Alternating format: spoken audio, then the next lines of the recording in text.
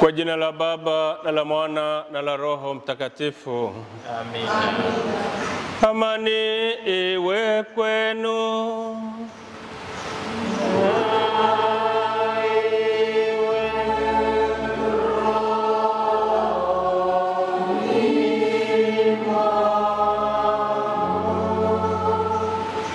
Mwasha Baba Askofu Anthony Ragweni, Askofu wa Jimbo Katoliki la Mbulu, waheshimiwa wageni maalum katika furaha ya leo, ndugu Vino Lugata pamoja na Eric Mwirulira, wageni waalikwa na wanachuo wa TIA, mapendo daima sana. Napenda kuchukua nafasi hii kwa namna pekee sana kumkaribisha Baba Askofu Anthony Ragweni, Askofu wa Jimbo la Mbulu, pamoja na ninyi nyote katika adhimisho la misa takatifu ya kuwaaga wanafunzi wetu wa Katoliki wa chuo cha uhasibu TIA. Katika maadhimisho ya misa takatifu tunaitoa sadaka hii kwa kumshukuru Mungu kwa neema na baraka alizowajalia hawa, na hasa katika utume wao wa kuitumikia kanisa kwa nafasi ya wanafunzi wa chuo kikuu. Pamoja na nia hiyo ya jumla, tuungane pia kwa nia zifuatazo. Kristo mmoja anamshukuru Mungu kwa neema na baraka anazoendelea kumjalia hasa katika masomo yake. Anaomba Mungu amsaidie kupata ajira serikalini kwa mapenzi yake Mungu Mwenyezi. Kristo mmoja anamshukuru Mungu kwa baraka ya wazazi. Anawaombea kujaliwa furaha, amani na mafanikio. Zaidi wajaliwe afya njema ili waje kufurahia mafanikio yake. Basi na sasa nimkaribishe rasmi Baba Askofu kuendelea na ibada ya misa takatifu.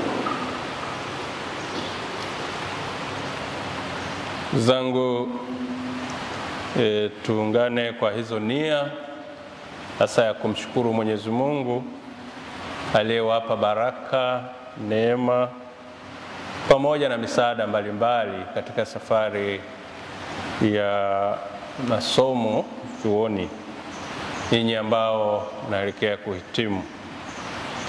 Tunawashukuru wote ambao wamewasindikiza, lakini pia tunawaombea baraka za Mungu na maongozi ya Roho Mtakatifu kwa yale yaliyo mbele, hasa mafanikio katika mitihani pamoja na maisha. Na sasa tukiri dhambi zetu tupate kustahilishwa kuadhimisha mafumbo haya matakatifu.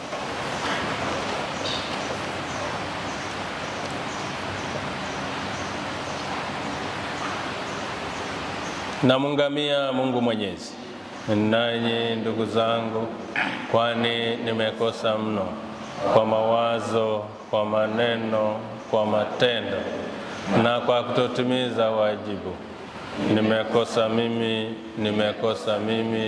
Nimekosa sana. Ndio maana namuomba Maria mwenye heri, Bikira wa daima, malaika na watakatifu wote, nanyi ndugu zangu, niombeeni kwa Bwana Mungu. Mungu Mwenyezi atuhurumie, atusamehe dhambi zetu na atufikishe kwenye uzima wa milele. Amina.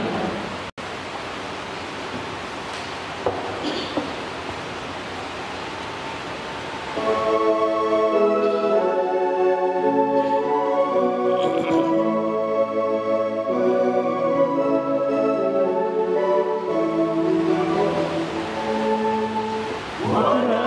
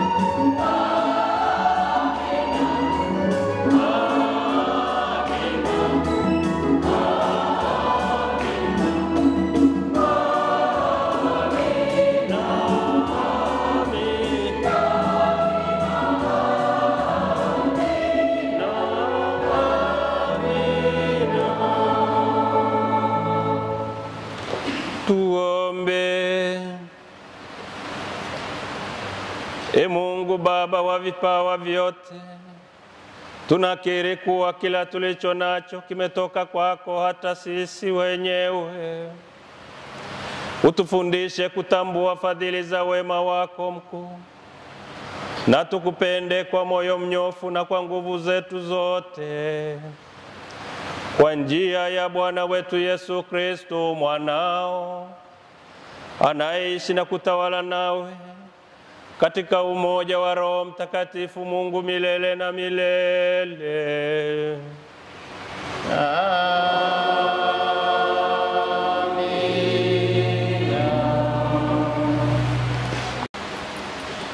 Somo katika waraka wa pili wa Mtume Paulo kwa Wakorinto.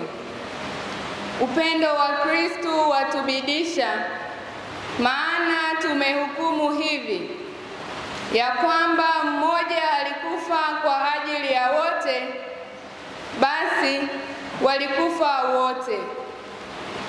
Tena alikufa kwa ajili ya wote, ili walio hai wasiwe hai tena kwa ajili ya nafsi zao wenyewe, bali kwa ajili yake yeye aliyekufa kwa ajili yao.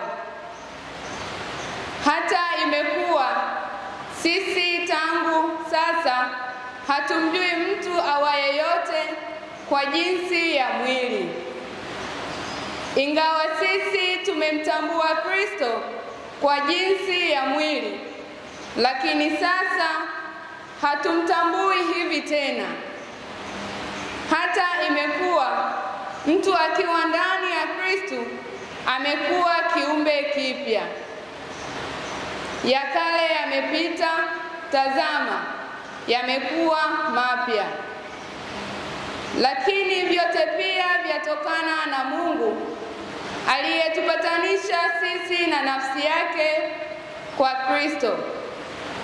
Naye alitupa huduma ya upatanisho, yaani Mungu alikuwa ndani ya Kristo akiupatanisha ulimwengu na nafsi yake,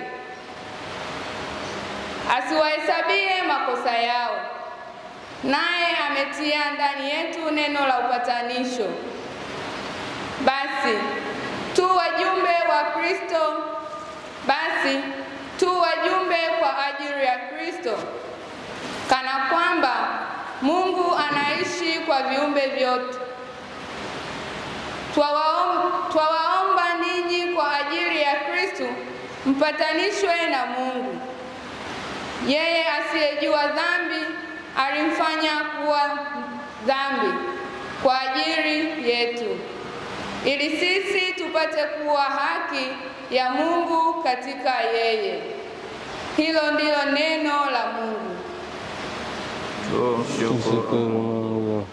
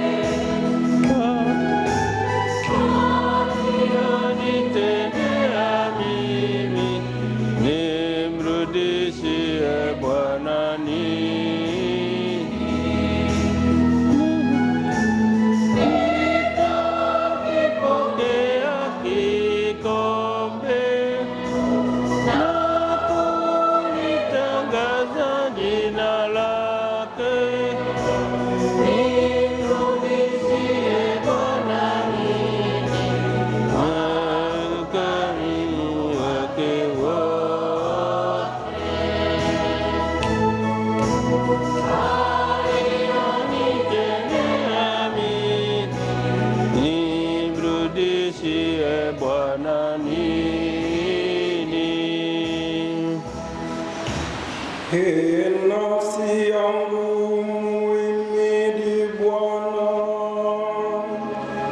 na vyote vilivyomo ndani yangu vilihimidi jina lake takatifu.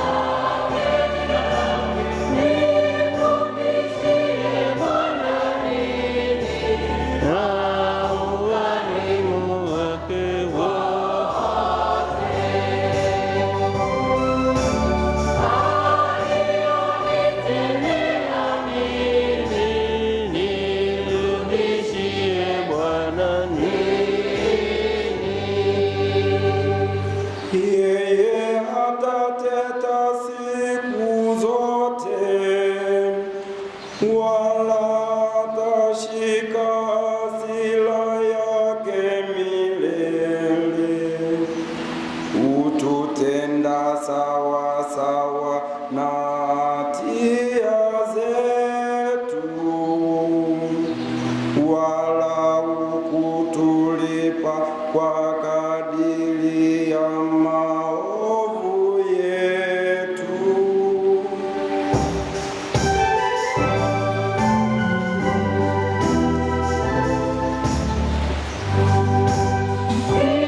Mrudishie Bwana nini kwa ukarimu wake wote, alionitendea mimi.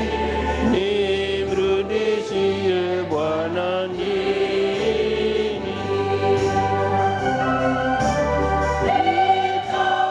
Nitakipokea kikombe na kulitangaza jina lake.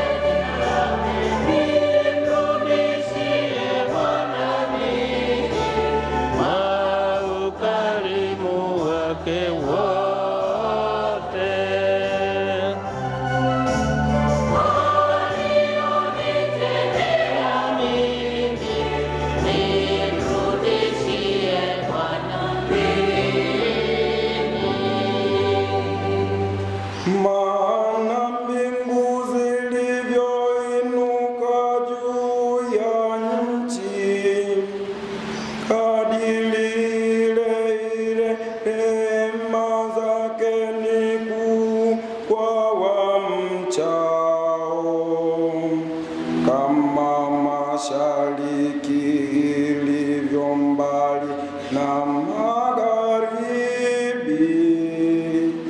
ndivyo alivyoweka dhambi zetu mbali nasi.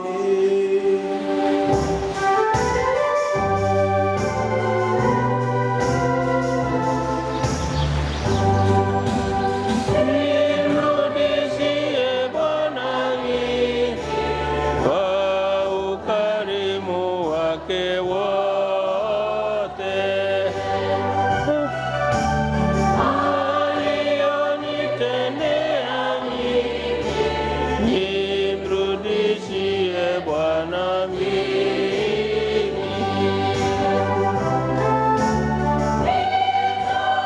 Nitakipokea kikombe na kulitangaza jina lake.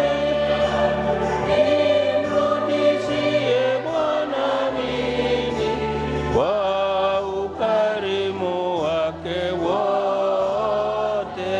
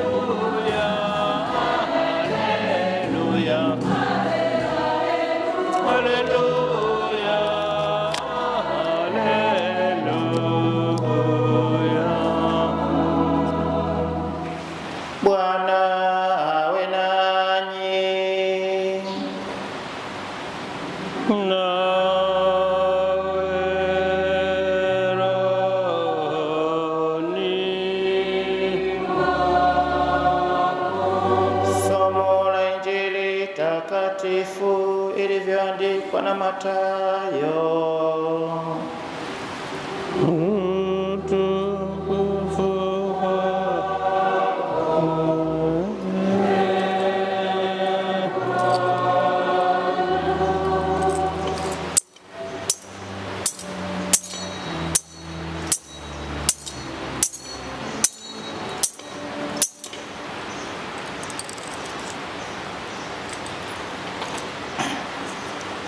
Yesu aliwaambia wanafunzi wake, mmesikia watu wa kale walivyoambiwa, usizuru, ila mtimizie Bwana nyapo zako.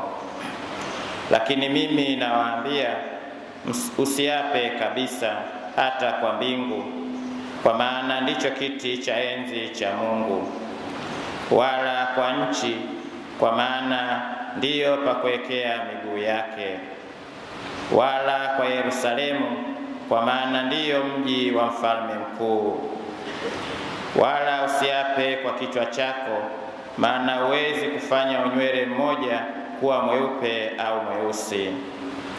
Bali maneno yenu yawe ndiyo, ndiyo, sio, sio, kwa kuwa yazidio hayo yanatoka kwa yule mwovu.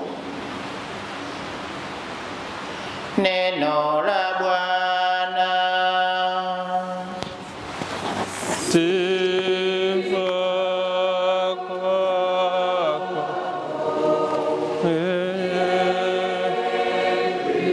Kristo.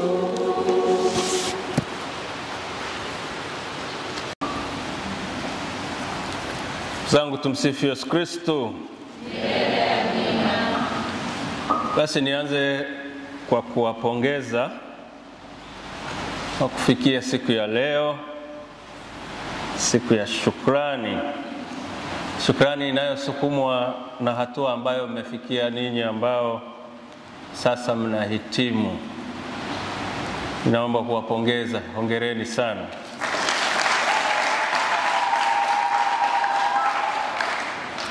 Nawashukuru na kuwapongeza walezi wenu. Najua wako waliowasindikiza katika hatua mbalimbali, hapa pamoja na kwingine. Hao tu pia tuwapongeze tu.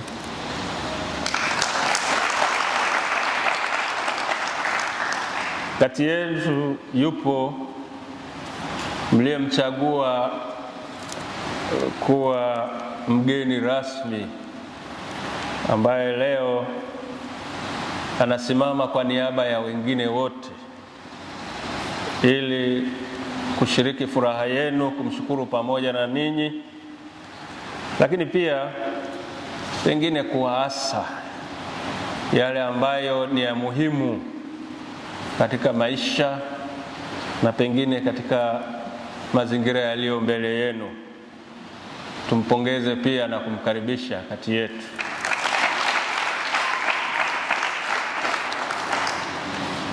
Kadiri ya masomo ambayo tumesikia,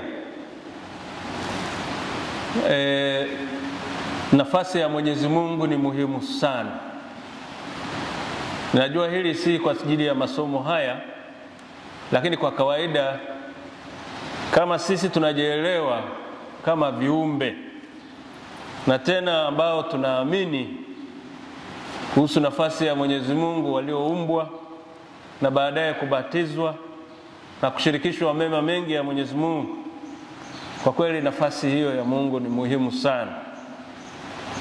Kwa hiyo inafaa kuonyesha upendo wetu kwake, kama ambavyo Mtume Paulo katika somo la kwanza anatuambia, upendo wa Kristo utuwajibishe. Ninyi baada ya masomo na malezi mbalimbali, sasa natakiwa upendo huo uwawajibishe. Upendo huo ambao ni ushuhuda unaotakiwa katika maisha, upendo uwawajibishe, uonekane katika weledi ambao mtaonyesha kutokana na taaluma mlionayo, uzoefu mtakaopokea, lakini zaidi na uadilifu wa maisha. Maisha yaonyeshe ndio ya kweli pale palipo sahihi na hapana ya kweli pale ambapo hapa fao sio sahihi. Hivi ndivyo Injili inavyotuambia. Tunafanya haya mafali yetu au shukrani hizi katika mwaka wa Jubilei, mwaka ambao mama kanisa anaadhimisha miaka 2025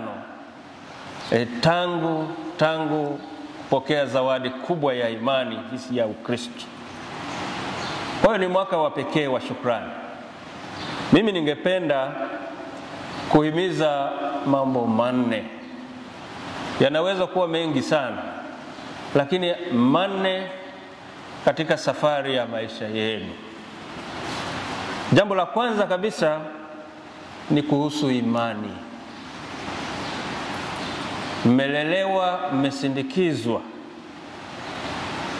mmechungwa, mmelishwa wakati wa safari yenu chuoni, lakini hata kwingine.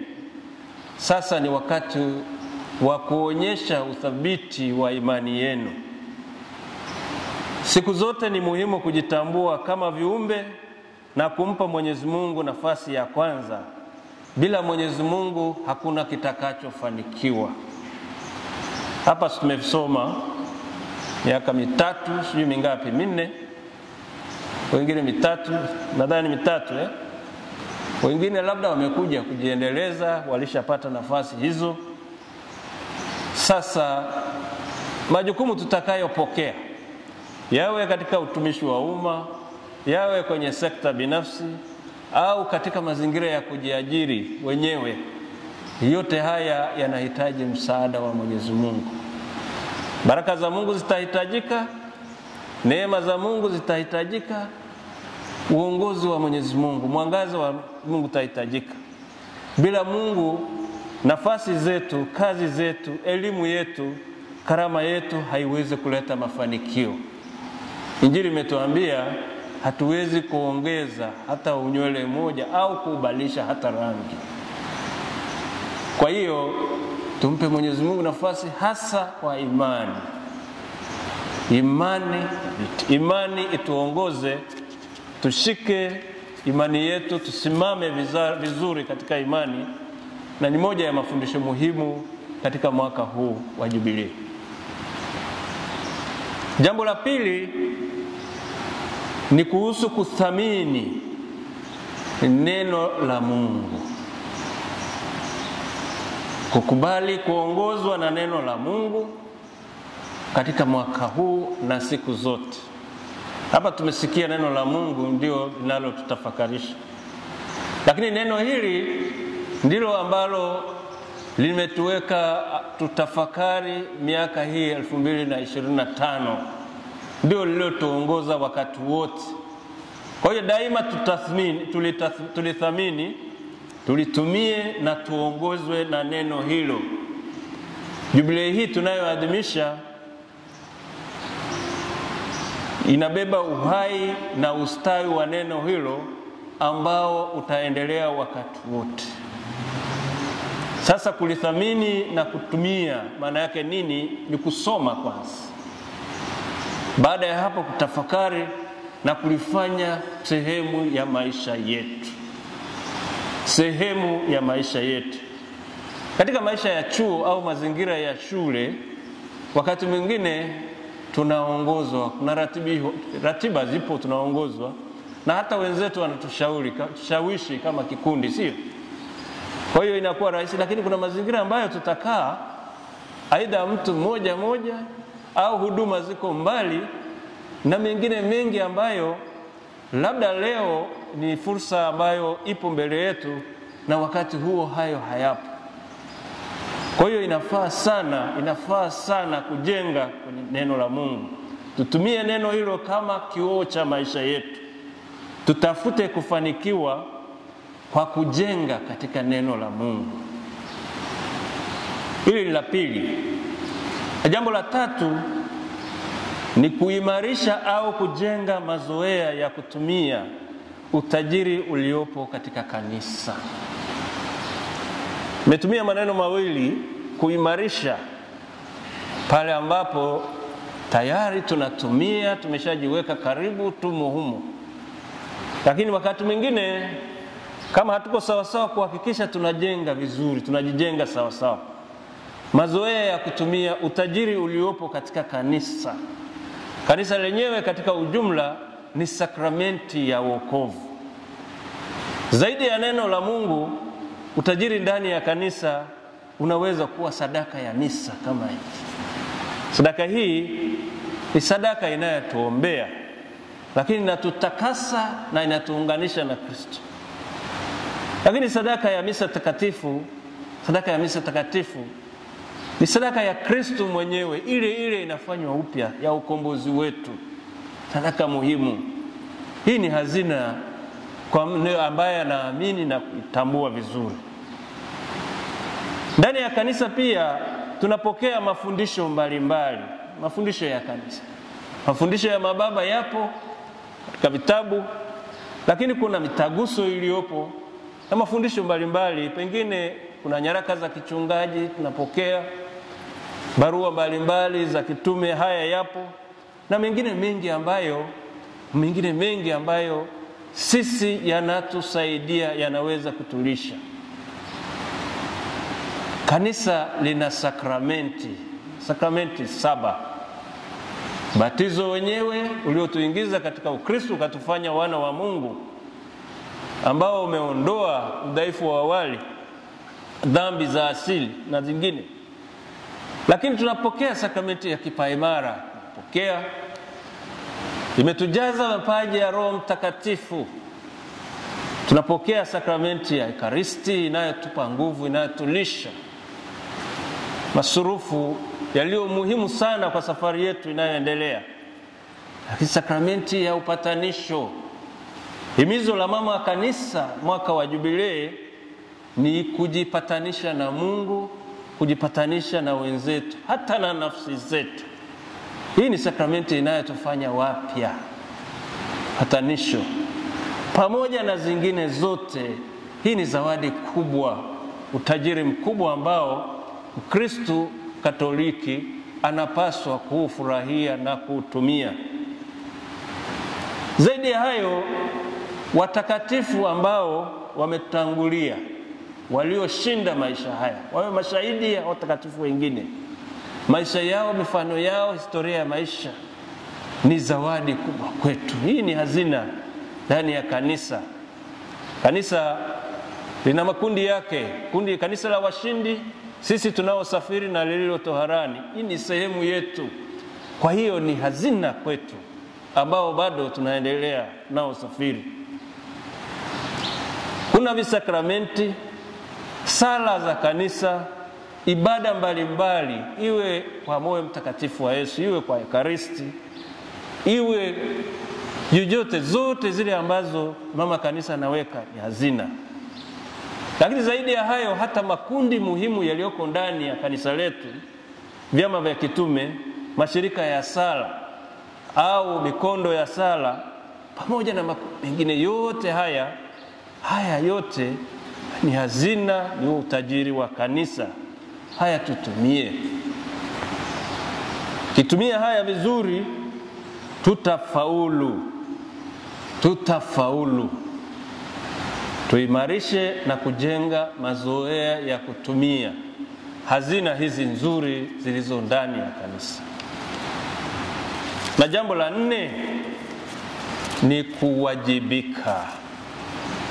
Nilianza na kusema kwamba Mtume Paulo anasema upendo wa Kristo, upendo utuwajibishe. Kuwajibika kwa uzuri kama wa Kristo, lakini waliopewa au waliopata nafasi ya kupokea taaluma fulani, karama fulani, ambazo tutakuja kuzidhihirisha iwe kwa miito au kazi zetu katika mazingira yote ile. Kwa lugha rahisi ningeweza kusema kwamba kuwajibika ni kutoa ushuhuda. Ukisema mimi mtaalamu ni ambaye amebobea katika nyanja fulani, sema mimi sasa nina CPA, sasa naingia katika mazingira fulani ya kazi, Kule kutamka kwa maneno hakutoshi. Kutatosha kweli? Na kutoa vyeti vyako hata kama ni sanduku zima tatosha? Na interview ukifanya vizuri tatosha hivi? Watu watataka kuona matokeo ya kazi yako. Watataka kuona jinsi utakavyofanya kazi, utakavyojitolea, na hasa uaminifu. Tasnia yenu hiyo ina madai mengi sana, lakini zaidi uaminifu na uwajibikaji. Kazi za wahasibu huwa haziishi. Ukisikia popote mhasibu amesema nimeshamaliza kazi zangu, ujue kwamba huyo ni mvivu. Unajua hivi? Wako wataalamu na Eric hapa. Ulishamalizaga kazi muda wote zipo. Asubuhi na rekodi, mchana, jioni ataka kuna kutafuta, kuna kuhakiki, yako mambo mengi. Na katika kikao kiwe cha management, kiwe cha nini, moja wa watu ambao wanatumiwa muda wote ni wahasibu, si ndio? Mwambie tunaomba taarifa, tujue hali halisi ya taasisi yetu au mradi wetu. Uende sekta ya umma, uende binafsi, hata kwa shughuli zako binafsi. Labda kama unataka kujiendea tu hivi hivi, lakini ukitaka mafanikio, upime kila kitu, lazima kuwajibika muda wote. Wengine mahali fulani walikuwa wanajiita mhasibu kama mtuhumiwa. Kumbe sio mtuhumiwa. Sio mtuhumiwa, anatakiwa awe wa kuonyesha hali halisi tulipo. Wadau wote wapate taarifa sahihi zinazotakiwa kwa ajili ya taasisi, jumuiya fulani. Wote wanaohusika waone kile ambacho labda kimepokelewa kitumike jinsi kilivyopangwa na jinsi ambavyo inategemewa. Kwa hiyo ninyi kwa utume wenu, kwa kuwajibika kwenu, muonyeshe ndio ambayo ni ndio ya kweli. Kama ni hapana kwa mahali ambapo si sahihi, ndio hapana iliyo ya kweli. Mimi nimepita huko kidogo, labda pengine sio mtaalamu kama nyinyi, lakini katika kuhudumia angalau kauzoefu fulani kananifanya niseme hivi. Kwa hiyo ni muhimu sana. Lakini zaidi ya hayo, nimesema kuna uaminifu, kuna kule kuwajibika kutumia taaluma yetu vizuri inavyotakiwa, bila kutolewa nje na ubinafsi na washawishi wengine ambao wanaingiza yasiyo sahihi. Lakini pia kujifunza. Katika mafundisho ya dini huwa tunawaambia wale ambao labda wamefaulu mtihani wa dini wapokee komunyo au kipaimara au nini. Wanaposema tumefaulu, sasa tumemaliza mtihani, tunawaambia bado. Umefaulu tu mtihani unaohusiana na nini? Na kile kilichopimwa, kama ni kupokea sakramenti ya komunyo au kipaimara. Lakini mtihani wa dini mpaka kufa. Lakini kwa upande wetu sisi ambao tunakwenda kuhudumia na kutumika kama wahasibu, mambo ni hayo. Wako ambao tutawakuta, wengine ni wazoefu, watatufundisha sana. Hawakupitia madarasa mengi pengine kama sisi, lakini uzoefu wao kwa yale yaliyo sahihi utatusaidia. Ni muhimu kujifunza. Wakati mwingine mazingira, lakini wakati mwingine pia kuwekwa vizuri na waliotangulia katika mazingira ya kazi au taaluma yetu, kutokana na jinsi ambavyo tufungue, tuwe wasikivu, tupokee yale ambayo ni mema yanayowekwa na wenzetu. Tunajua kwamba tumefanya tunamshukuru Mungu kwa sababu ya kutimiza hiyo au kufika miaka hiyo ambayo ilitakiwa, kuvuka hatua zote mbalimbali, pengine changamoto fulani tumevuka, lakini pia kuna mafanikio tuliyoona na kadhalika. Muhimu sana ni kuhakikisha moyo huu wa shukrani unabaki na unaonyeshwa kwa namna ya maisha. Tukawe wajumbe wa shukrani kwa baraka na neema za Mungu tulizopokea, wajumbe wa haki, wajumbe wa upendo, wajumbe wa amani.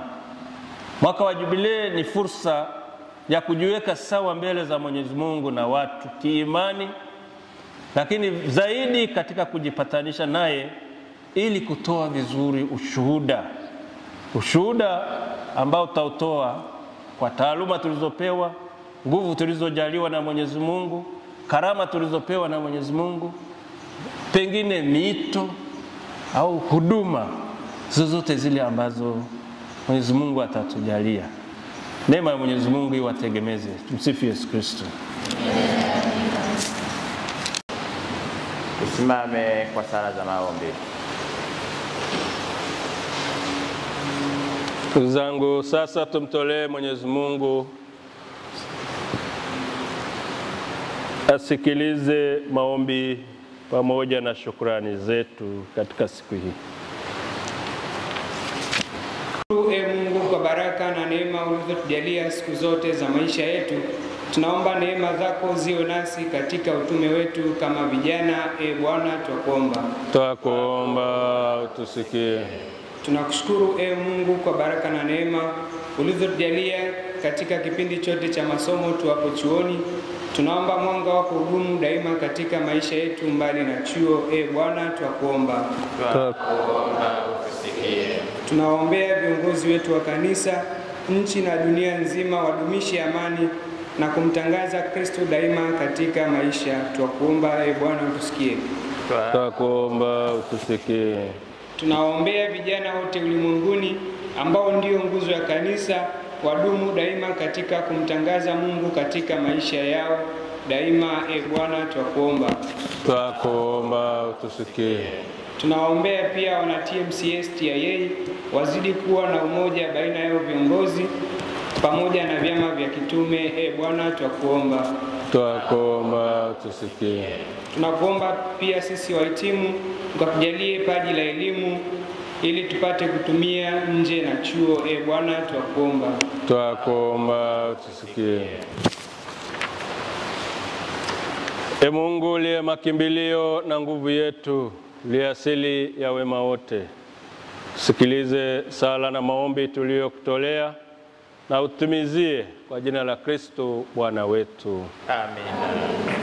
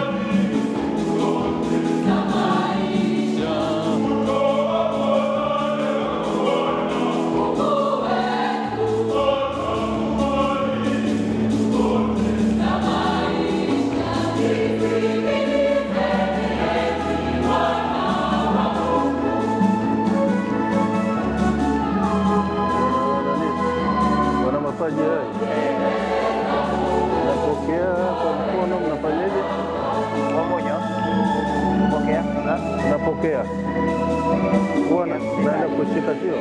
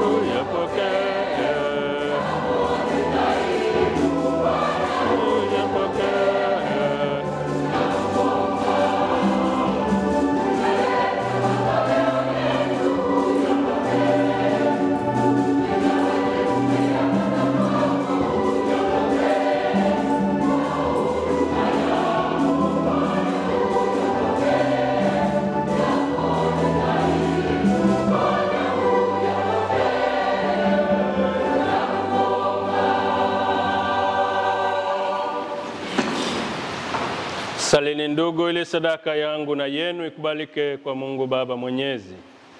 Bwana ipokee sadaka mkononi mwako kwa sifa na utukufu wa jina lake, kwa manufaa yetu sisi na kanisa lake lote takatifu. Bwana, tunakutolea sadaka ya sifa kwa ajili ya mapaji uliotujalia. Tunakusihi kwa unyenyekevu, ili uliotukirimia bila mastahili yetu, tuyatumie kwa ajili ya utukufu wa jina lako, kwa njia ya Kristo Bwana wetu.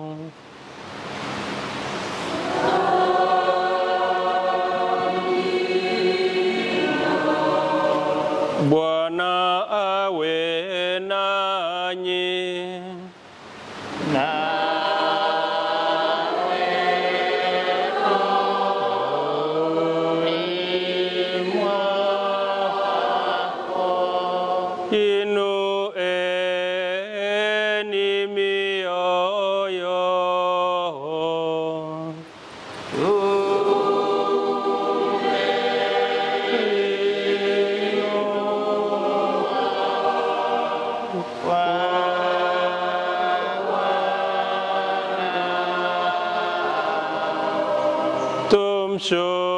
Tumshukuru Bwana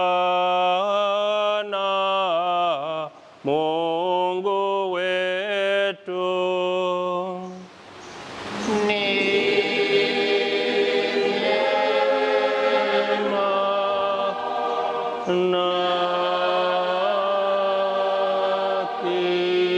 haki. Kweli ni vema na haki, tendo la kufaa na kuleta wokovu. Tukushukuru wewe daima na popote, Bwana Baba uliye mtakatifu, Mungu mwenyezi wa milele. Wewe unaja na sifa yetu, lakini sifa hii ni kipaji chako tunalokurudishia kwa shukrani. Maana nyimbo zetu na sifa zetu hazikurudishi kitu, bali zatufaa sisi kupata wokovu kwa njia ya Kristo Bwana wetu. Kwa hiyo pamoja na malaika wa mbinguni tunakusifu tukisema kwa furaha.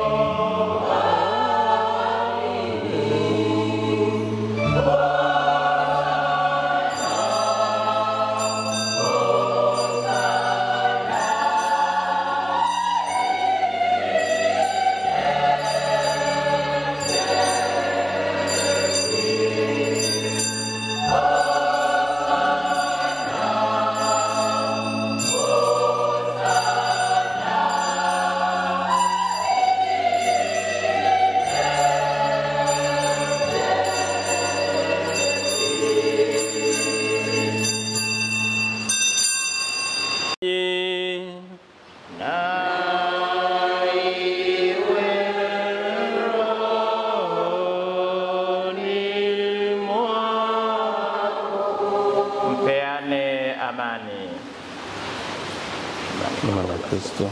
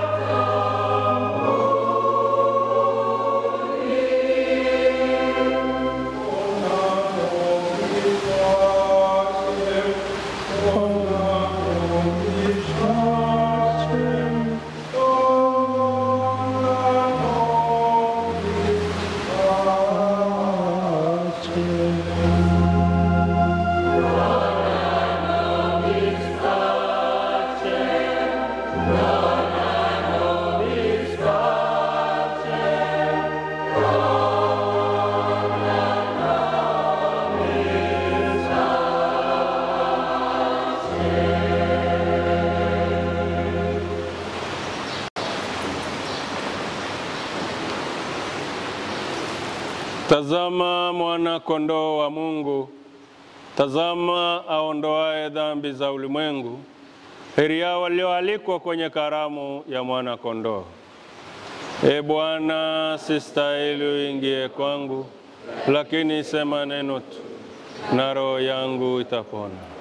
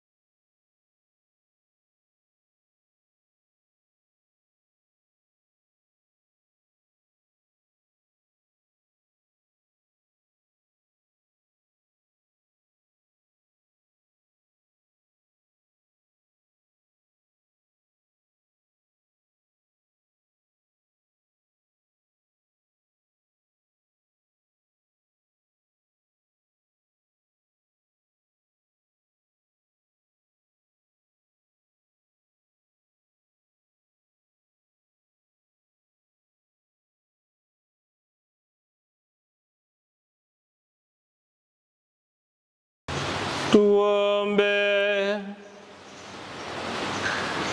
Ee Mungu, umeturudishia kile tulichokutolea kwa ajili ya kukushukuru, na ukakifanya kiwe kwetu sakramenti ya mwanao iletayo wokovu, yenye kutulisha kiroho. Utujalie tuimarishwe hivi kwa vipaji vya ujasiri na furaha, hata tustahili kutumikia kwa bidii zaidi kwa kupata fadhili zako mpya. Kwa njia ya Kristo Bwana wetu.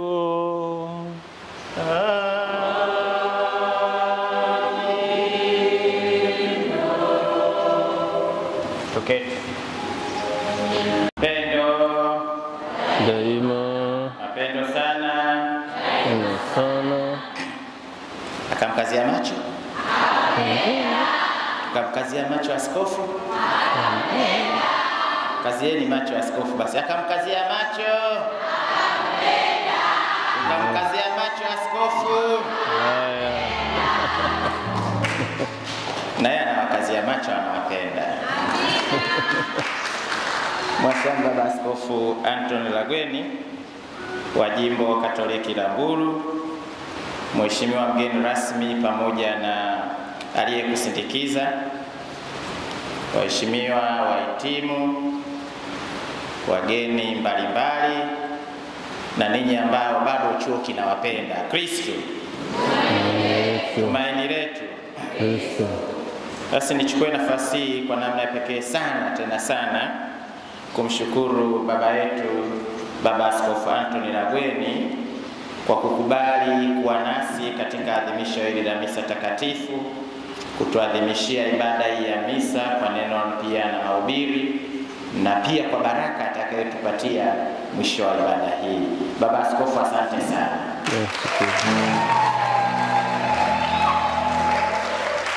Sio rahisi sana na wala sio mara nyingi sana kuwapata maaskofu katika eneo hili. Ukijua wamefika maeneo haya makao makuu, basi wana kikao au wana shughuli iliyowaleta. Na mimi niseme tu kwamba chuo hiki kina bahati sana kwa askofu, kwa sababu kila wanapoadhimisha kuagana kwao, askofu huyo. Kila wanapokutana, askofu huyo. Kwa hiyo hongereni sana.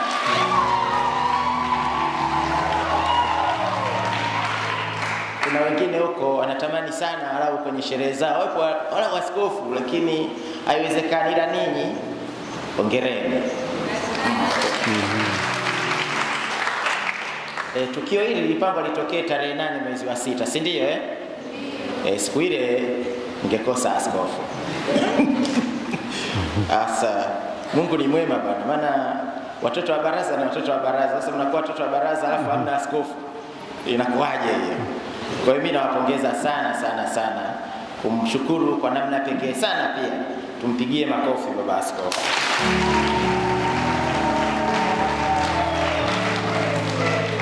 Nimwambie tu baba Askofu Lagweni kwamba jana wakati natafuta askofu nani hapa atuadhimishie misa hii takatifu, haikuwa kazi rahisi kwa sababu kila mmoja na ratiba. Nilipompigia simu akakubali na akasema lakini nilikuwa na ratiba nyingine, ila kwa tukio hili basi nitairisha hiyo ratiba, nitaifanya baada ya misa.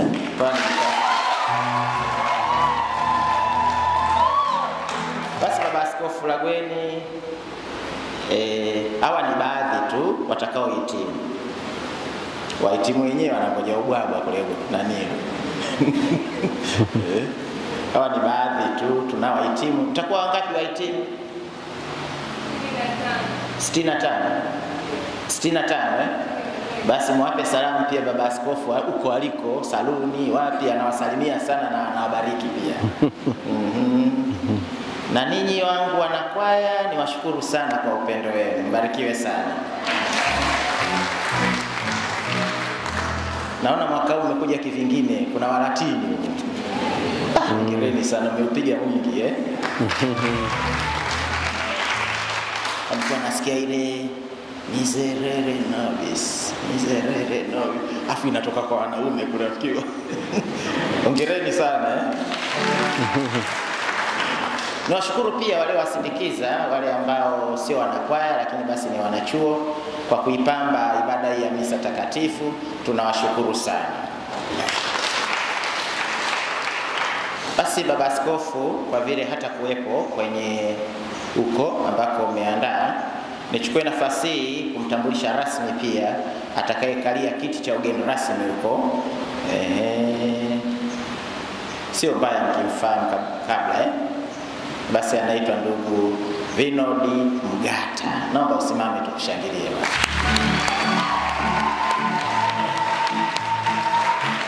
Karibu sana, na nimefurahi kwamba wameanza moja kwa moja na ibada ya misa takatifu, kwa sababu wageni wetu wengi huwa anasema nitakuja ukumbini. Sasa yeye amesikiliza mahubiri ya baba askofu, ameshiriki misa kikamilifu. Najua baba askofu atakuwa amemuongezea neno kule ukumbini. Karibu sana ndugu yangu. Lakini tumshukuru pia ndugu aliyetusaidia kumpata mgeni rasmi. Watu wageni rasmi wapate hivi, kuna wapambe pembeni. Huyu mpambe ambaye amepatikana anaitwa ndugu Eriki Mwelulila. Karibu sana kaka Eriki. Basi huyo ndio tulipomuomba yeye akasema mimi nakuja na mgeni wangu rasmi, nyinyi nialikeni mimi, lakini mimi na mgeni rasmi. Ndio yeye kamtafuta mgeni rasmi yule, ila yeye ni mgeni maalum. Kwa hiyo tuna mgeni rasmi na tuna mgeni maalum. Wale wawili wote, mmoja anamwakilisha askofu, mwingine ananiwakilisha mimi. Kwa hiyo msipotuona mjue tuko mle ndani, Kristo tumaini letu. Niwashukuru wote, na sasa kwa sababu ya ratiba zifuatazo, tukiwashukuru pia wanahabari, na hii misa imerushwa moja kwa moja kutoka mtandao wetu wa TEC. Na huu mtandao unaitwa mtandao TV yako inaitwaje? CPT. Ndugu zangu wa CPT, hongereni sana. Tupate utaratibu basi kabla ya baraka kutoka kwa anayeratibu tukio hili, kwamba tukitoka hapa tunafanya nini, kinafuata nini, kabla baba askofu hajatoa baraka. Maana sisi tunaweza kadhani baba askofu ana ratiba, kumbe baada ya kuona mambo yanavyonoga akasema na mimi naenda ukumbini, tusimfukuze bure. Mwenye ratiba ya baada ya hapa, karibu sana.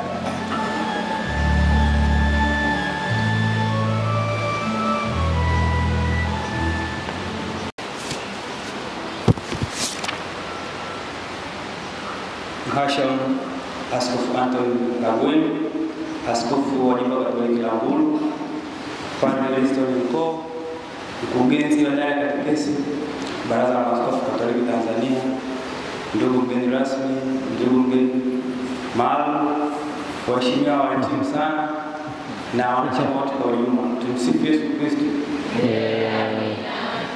Awali ya yote tunapenda kutoa shukrani zetu za dhati kwa Mwenyezi Mungu kwa kutufanikisha jambo hili la mwaka ya TCCIA kwa siku ya leo. Tunaomba tumpongeze Mwenyezi Mungu kwa kupigia makofi na vigelegele.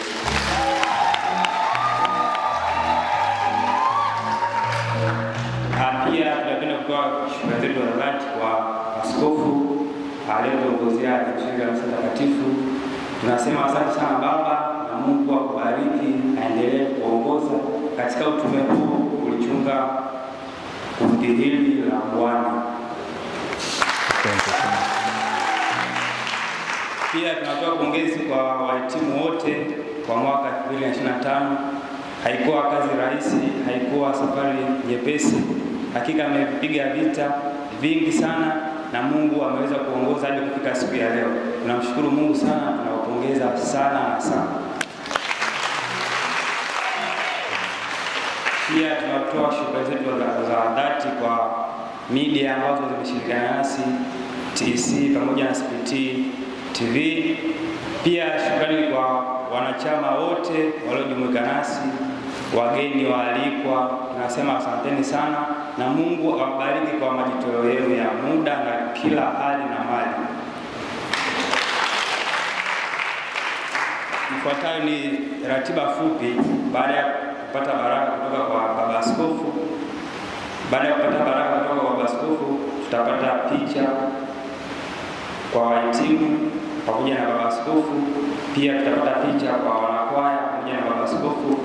Pia kwa namna pekee ningeomba tupige picha na wanachama wote ili tuwe na kumbukumbu nzuri katika TCCIA. Lakini pia baada ya kumaliza zoezi la picha, tutaondoka hapa kanisani, tutakuwa na mapumziko mafupi, na mapumziko mafupi haya yataambatana na safari kutoka hapa kanisani kwenda katika ukumbi wetu wa Italian FPCT huko jirani tu. Tukishatoka hapo getini, tunanyoka barabara mbele relini, kwa ukiulizia pale tutafahamu na tutafika hiyo sehemu. Kwa hadi kufika saa 6 kamili tuwe tushapata mapumziko na tupo eneo la tukio katika ukumbi wa Italian FPCT. Tumsifu Yesu Kristo. Asante sana baba.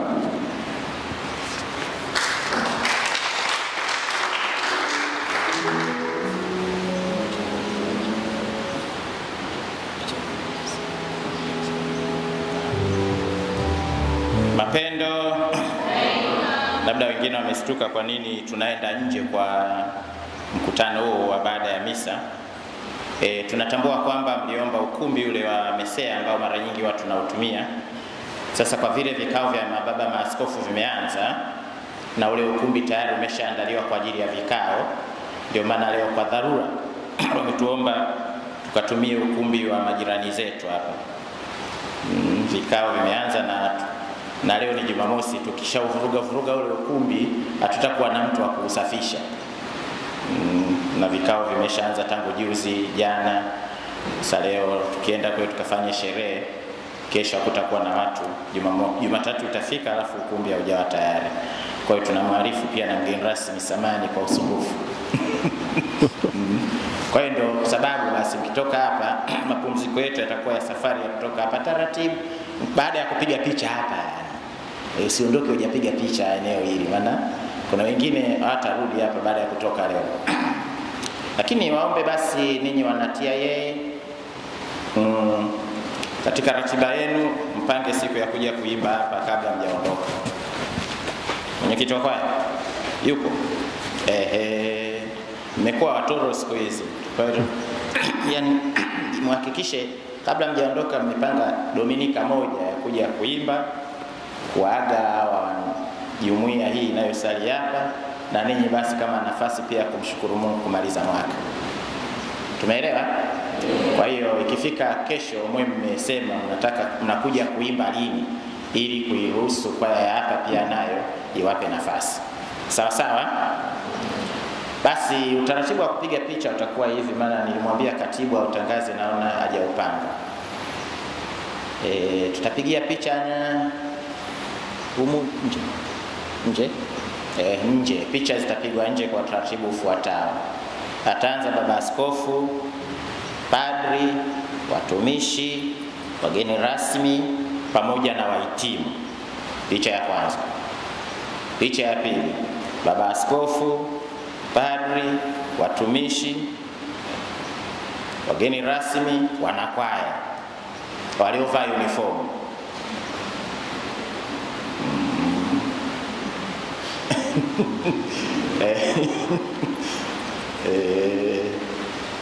Sawa? Picha ya tatu, baba askofu, padri, watumishi, wageni rasmi, yani mgeni rasmi na mgeni maalum pamoja na waalikwa, yani wale wazazi labda ndugu jamaa na marafiki kama wapo. Picha hiyo pia wataunganika wahitimu. Picha inayohusu wageni wale waalikwa inawahusu pia wahitimu. Picha ya tatu, nadhani katibu anaandika.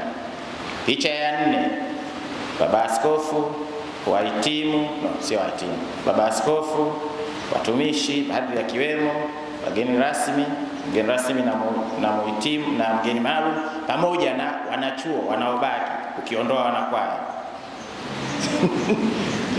Picha ya mwisho wote tuliokuepo. Sawa hiyo ndio itakuwa picha ya mwisho. Yaani tunataka kila mtu aonekane kwa nafasi yake, sababu tukikaa wote pamoja hivi wengine kama mimi hatutaonekana, tutatuficha tu. Kwa hiyo umeandika hiyo katibu utaratibu. Haya. Baba askofu karibu sana kwa baraka.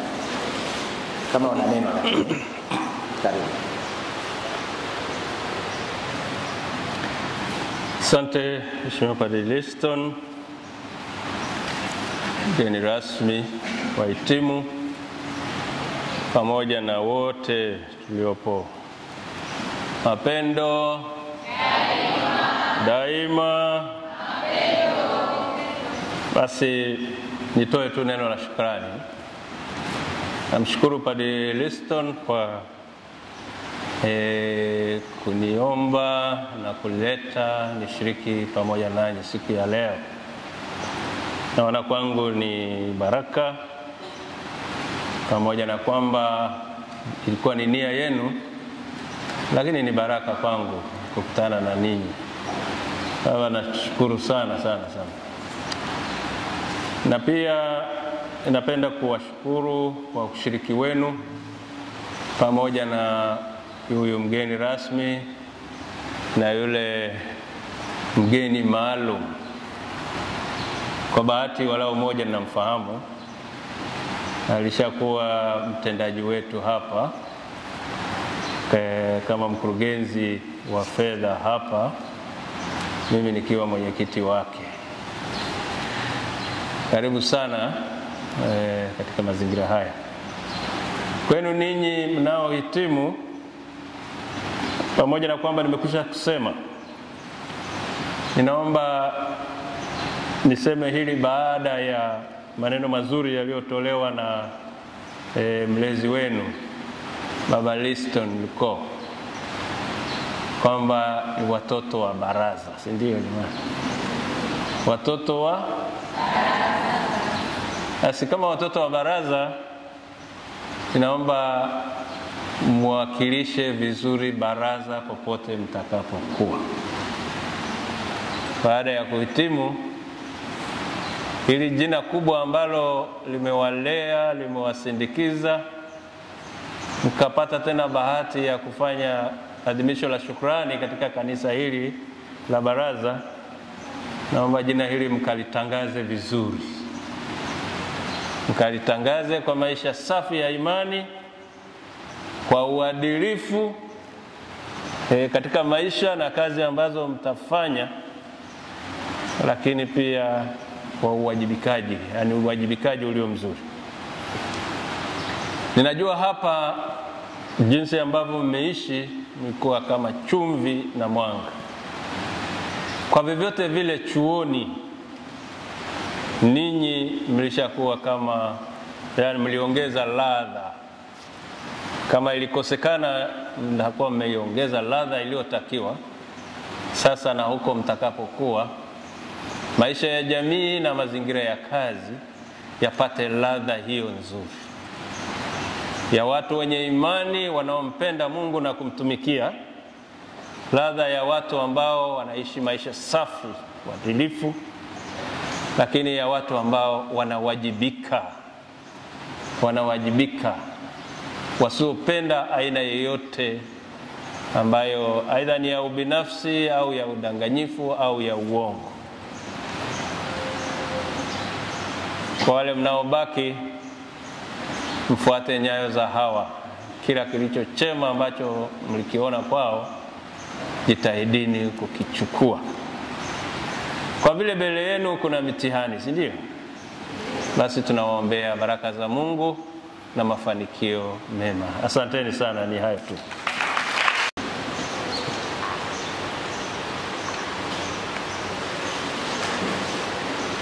Roho Mtakatifu, baraka.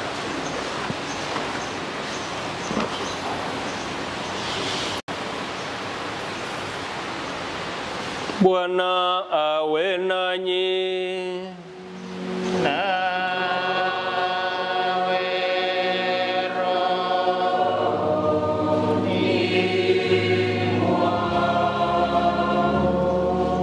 Mungu Baba wa mianga, aliyependa kuangaza akili ya wanafunzi kwa kuwamiminia Roho Mtakatifu mfariji, awajalieni kufurahia baraka yake na kujaa daima mapaji ya huyo Roho.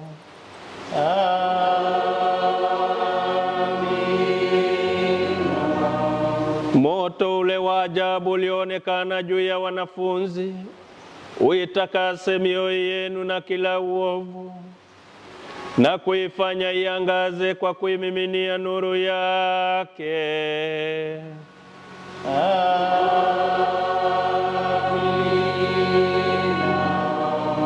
Na Mungu aliyependa kuunganisha lugha mbalimbali katika ungamo la imani moja, awadumishe ninyi katika imani hiyo, na kwa kuamini awajalie kumwona yule mliyemtumaini.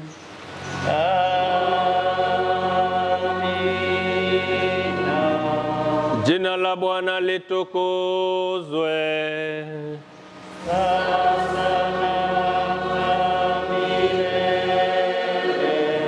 Msaada wetu katika jina la Bwana.